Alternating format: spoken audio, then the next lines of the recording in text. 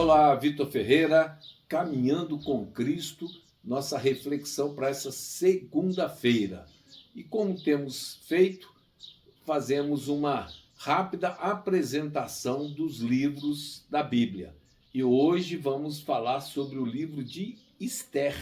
Já tínhamos mencionado esse nome aí quando falamos no livro de Esdras, né? Esther, certamente um nome persa que significa estrela, o qual dá o título a esse livro.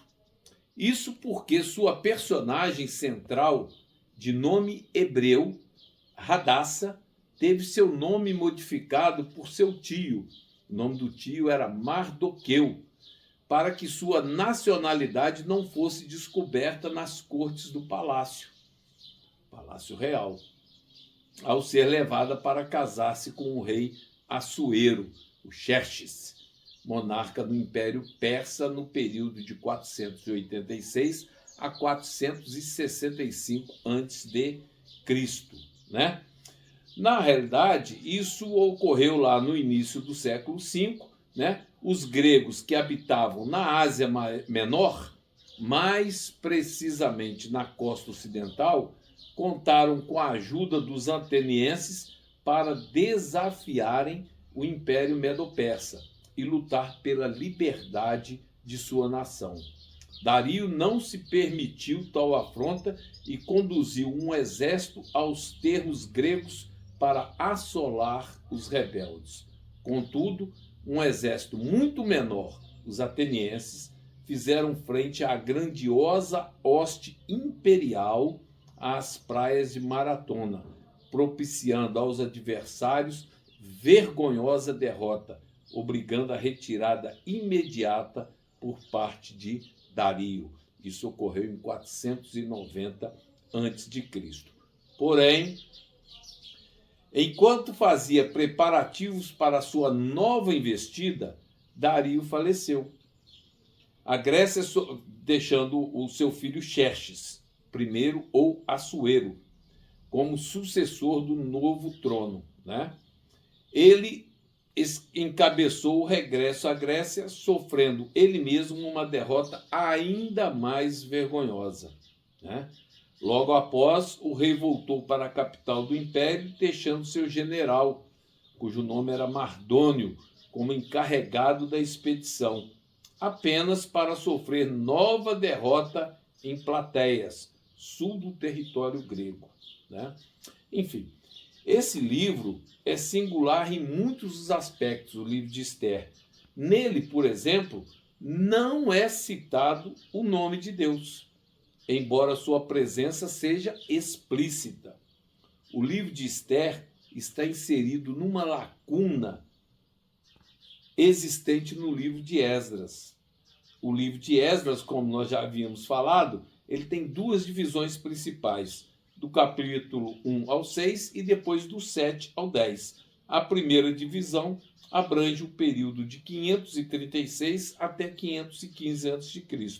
e a segunda de 457 até 444 a.C., com o início da história de Neemias.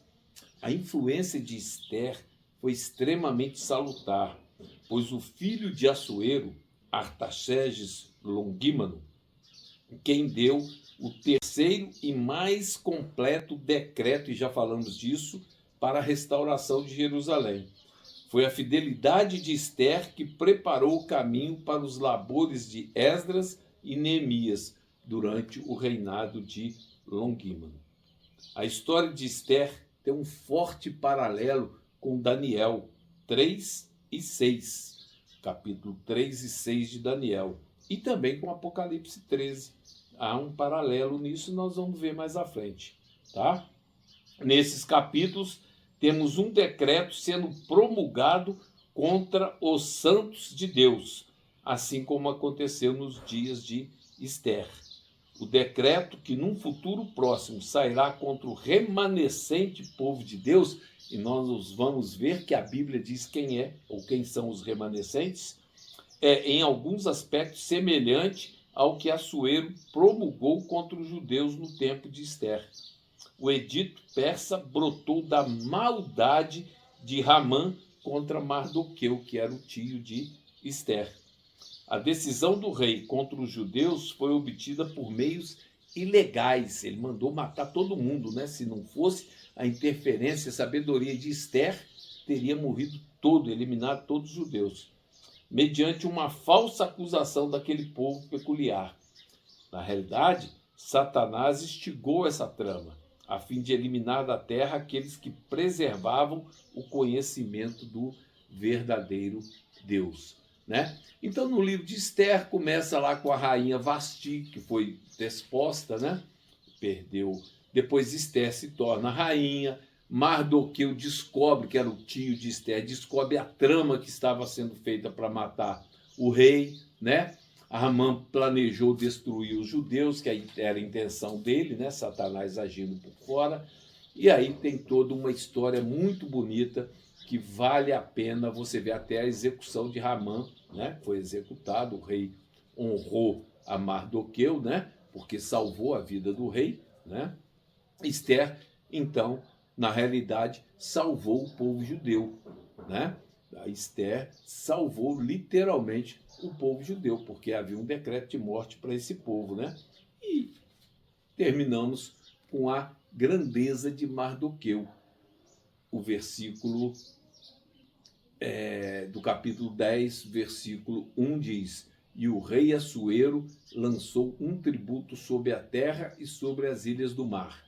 E todos os atos do seu poder e da sua bravura, e a declaração da grandeza de Mardoqueu, a quem o rei exaltou, não estão escritos nos livros das crônicas dos reis da Média e da Pérsia?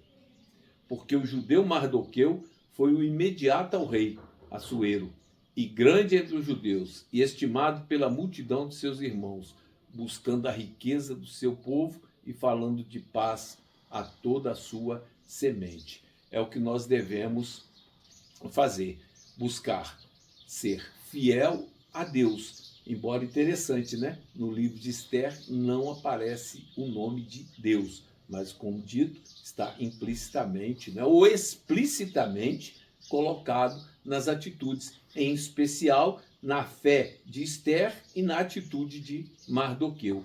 Que Deus possa nos abençoar, nos dar uma semana frutífera e que possamos estar sempre buscando o conhecimento e nos preparando. Amanhã nós vamos falar sobre o livro de Jó. Que Deus nos abençoe.